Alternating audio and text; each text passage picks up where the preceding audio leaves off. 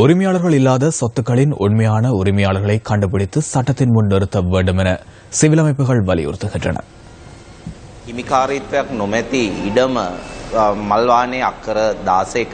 உரிமையாளர் இல்லாத மல்வானையில் உள்ள 16 ஏக்கர் காணியின் முதல் உரிமையாளராக கடந்த ஆட்சியில் பிரதி அமைச்சராக இருந்த நிருபமா ராஜபக்சவின் கணவரான திரு நடேசன் காணப்படுகின்றார். நிருபமா ராஜபக்ச, மஹிந்த ராஜபக்ச, பெசில் ராஜபக்ச, கோட்டாபய ராஜபக்ச ஆகியோரின் உறவுமுறை சகோதரி ஆவார். இந்த காணியின் பெறுமதியாக உறுதி பத்திரத்தில் 30 மில்லியன் ரூபாய் குறிப்பிடப்பட்டுள்ளது.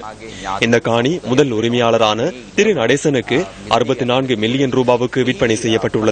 இதற்கமைய இந்த கொடுக்கல் வாங்கல் வெளிப்படைத்தன்மையற்றது என்பது தெரிய வருகின்றது.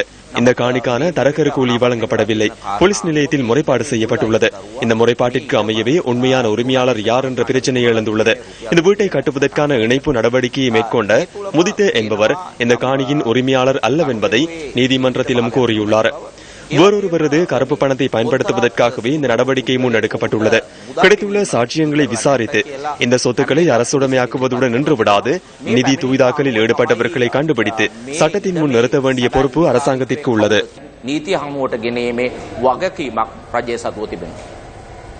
முன்னாள் பாராளுமன்ற உறுப்பினர் நடராஜா ரவிராஜ் படுகொலை தொடர்பான வழக்கை ஜூரிகள் சபை முன்னிலையில் விசாரிப்பதற்கு அவரது உறவினர்கள் இன்று கொழும்பு மேல் நீதிமன்றத்தில் இன்று ஆட்சேபனை தெரிவித்துள்ளனர்.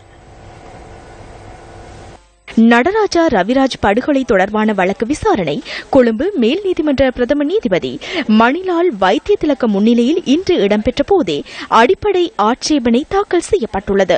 இந்த வழக்கை ஜூரிகள் முன்னிலையில் விசாரணைக்கு எடுத்துக் கொள்ளுமாறு முறைப்பாட்டை வழிநடத்தும் சட்டத்தரணிகளும் பிரதிவாதிகள் சார்பில் ஆஜரான சட்டத்தரணிகளும் ஏற்கனவே நீதிமன்றத்தில் கோரிக்கை விடுத்திருந்தனர். பாதிக்கப்பட்ட தரப்பு சார்பாக எழுத்து மூல சமர்ப்பணம் கொழும்பு மேல் நீதிமன்றத்தில் இன்று சமர்ப்பிக்கப்பட்டது. இதனையடுத்து முறைப்பாட்டாளர் தரப்பிலும் எழுத்து மூல சமர்ப்பணத்தை நாளைய தினம் சமர்ப்பிக்குமாறு நீதிபதி உத்தரவிட்டார். ரவிராஜ் படுகொலை சம்பவம் தொடர்பில் கைது செய்யப்பட்டு தடுத்து வைக்கப்பட்டுள்ள சந்தேக நபர்கள் மூவரும் இன்றும் நீதிமன்றத்தில் ஆஜர்படுத்தப்பட்டிருந்தனர்.